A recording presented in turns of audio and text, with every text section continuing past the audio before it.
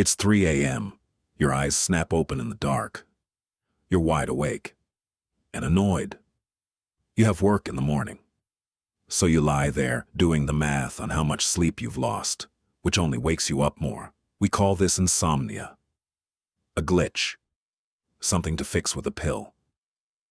But for almost all of human history, waking up in the middle of the night wasn't a problem at all. It was the plan. For thousands of years, people didn't sleep the way you were told to. They slept in 2 shifts.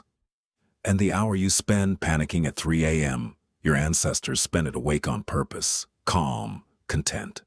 So here's the question this whole video answers. What did people do in the middle of the night before the light bulb erased it, and why does your body still try to take you there? The answer might change how you feel at 3 a.m. forever. Let's start with a historian, Roger Ekirch. In 2005, he published a book called At Day's Close. He'd spent years digging through old diaries, court records, and medical texts from before the industrial age, and he kept tripping over the same 2 strange phrases. First sleep and second sleep. At first he thought it was a fluke, then he found it again and again. He eventually collected more than 2,000 references in a dozen languages, going back to ancient Greece. They all described the same thing. People went to bed a couple of hours after dark. Then, around midnight, they woke up, not by accident. This was just how the night worked, and they stayed awake for 1 to 2 hours, in a quiet stretch of time they simply called the watch. So what did they do? Almost everything. They got up and stoked the fire. They prayed. There were prayer manuals written specifically for this hour. They talked to whoever they shared a bed with. They had sex. A French doctor of the era even advised couples that the watch, after a first sleep, was the best time to conceive. Some stayed in bed and just thought. They turned over their dreams while the memory was still warm, and they planned. They worried gently.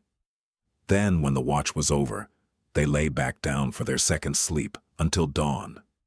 2 sleeps, a doorway of waking in between. For most of human history, this was simply what a night was. So what happened? Why don't you do this? The short answer is light. As artificial light spread, first gas lamps, then the electric bulb, the night got shorter. Bedtime crept later. The long, dark evening that made room for 2 sleeps just collapsed. Within a couple of generations, the second sleep was forgotten so completely that waking at night became a disease with a name. But here's where it gets incredible. In the early 1990s, a scientist at the National Institute of Mental Health named Thomas Wehr ran an experiment. He gave a group of people long nights. 14 hours of darkness every night for a month.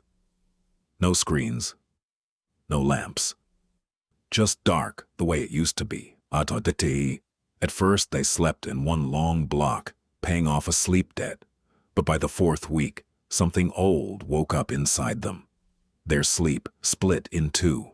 4 hours of sleep. Then 1 to 3 hours awake. Then 4 more hours of sleep. Wehr had recreated the ancient pattern in a lab without anyone being told. Their bodies just remembered, and this is the part that stays with me. During that waking hour, his subjects weren't anxious. They weren't doing sleep math. They felt calm, reflective, peaceful. Wehr said the state resembled meditation, and when he measured their blood, he found out why. During that hour, their levels of prolactin, a hormone tied to deep rest and calm, were elevated. It's the same dreamy, floating feeling you get right as you drift off. Your ancestors had a built-in hour of peace, chemically, every single night, and we replaced it with staring at the ceiling in a panic. Now, before you romanticize the past too much, one twist. In 2015, a sleep scientist named Jerome Siegel studied 3 groups who still live without electricity.